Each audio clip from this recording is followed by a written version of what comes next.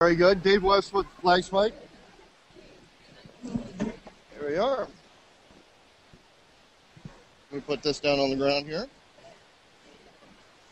And I am broadcasting this live right now over the internet. So you can warn yourself. No, there's no 7-second delay. Anyways, this is Dave. I'm with Kevin Nash, the great Kevin Nash. Oh, thank you very much. Kind of like the Great Oz. Yeah, well, I don't know if you really want to talk about that. Same color hair now. I used to spray paint it. Now it's done by God. Yeah, exactly. So I want to bring up, I'm here primarily because of all of the fun that's been happening over on Twitter and on the internet currently. Wouldn't know about that, right?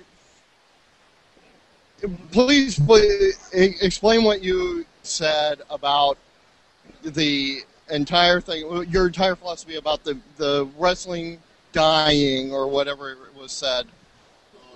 The first thing is that the people are in arms over a statement that I made, 10 years ago. The Vanilla Midget thing was probably said in '99. So, I mean, it's nothing that I said. These things I've said were before both those guys were deceased. That's one thing. Is that how can you say this? It's because you don't know the backstory. You haven't been following wrestling long enough. You shouldn't be able to have a comment unless you know facts. And you can have an opinion. My opinion is, I'm a 6'10" guy. I was a big kid growing up. I liked Andre. I liked Moose Chodolak. I liked Haystacks. I liked bigger-than-life people. I used to watch wrestling because of that. But I also liked the Sheik. But when I was a kid, the Sheik terrified me. When I met him, later in my career, when I met him, I was just like, wow, he's such a little guy, and it really took a lot away from him, that he wasn't this 7-foot monster that I had envisioned in my mind. And I think there's, I've talked to people today, and they've said to me, I was with so-and-so, and I got an in-ring opportunity to take a picture with him. When I got into the ring, I was taller than them, and it's kind of like, it was like electric. Well, do you feel, we had a discussion, me and some people on the way down here for this convention. Do you feel that the emphasis is now on the lighter guys because it's just the athletics issue, versus back when I grew up, which was the 70s, 80s, 90s eras, where the wrestlers were like superheroes and supervillains fighting one another. Yeah, and and I'm sorry, but that's what I was brought up on, and that's what I enjoy. It's just like, I'm sure that the people that watch silent films for 20 years had a hard time watching talkies. I'm sorry if people say you're behind the times. I'm not behind the times. I just know what I like, and that's my opinion. But at the same time, we also have a nation that's now almost 30% obese. We have kids that spend all their time in front of a television playing video games.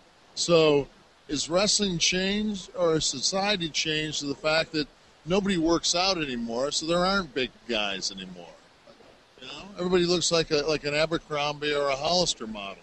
I particularly don't find it imposing. I don't find it that entertaining. I don't want to watch 255-pound guys wrestle. I don't want to watch 212-pound guys box. That's just my opinion. And I'm of the same opinion, to be very honest with you. And that's just my opinion. And if you agree with me, fine. If you don't, there's no reason to cuss me. You just disagree with me. I'm going to vote for Obama. If you're going to vote for Romney, that's your choice. I'm not going to call you an idiot for voting for Romney. It's just your choice. As an American, we have those.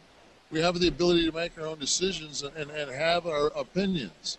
So my opinion is, on that day when two small guys ruled the world, it just took something away from something that was, as a kid, special to me. Like I said, I agree with you on that. Didn't realize I'd cut funds off to like homeless children someplace. I'm talking about fake pro wrestling. Gee. All right, let's get off of that subject then. And we'll go back to a statement, the previous statement that got a lot of flack on Twitter about you saying to CM Punk, let's reform the NWO, or do you take the reins of it? Do you? I stand do you want? 100%. Would you like to see the NWO come back? I don't even need. I don't need to be on TV. I don't need to talk on them. I've had plenty of TV time, and I've had plenty of my time. I think it's a brand that stands for something. I think that Punk would be the perfect guy to regenerate it and run with it and make it a faction. I just think it's a great brand. I think it's something that means a lot to a lot of people that aren't watching right now. Well, and I have seen people walking around this convention with the NWO shirts on, and I think that brand is still there. I know you've been answered this a number of times, but I'll ask it again. What do you think happened with the NWO? Why did it slide into, so diluted of a brand at the end of WCW? Well, I mean, I think that the way to get somebody over was to put a black and white shirt on them. It wasn't character development; it was just throw a shirt on them. So, of course, if that's all you're doing, then of course it's going to dilute the brand. It's like, if you overproduce Camus wine, you're not going to get $60 a bottle for it. So I mean, it's just supply and demand. Drives the cost down on anything, and if all of a sudden it's just kind of a watered down version of what was special, then of course it's going to dilute it, and it's not going to be as. But there was a Latino world order, there was a blue world order, there was. Well, I think the Blue World Order was kind of a spoof of that, but there was just a lot of world orders. So there was a black, there was a red. So Oh yeah, exactly. Okay. All right. So one last question: you are in Magic Mike, and what other acting roles are you looking to do? Anything anybody will put me in. I mean, I'm wide open. I mean, I love it. I think that any day you're on a movie set, you're the luckiest person on earth.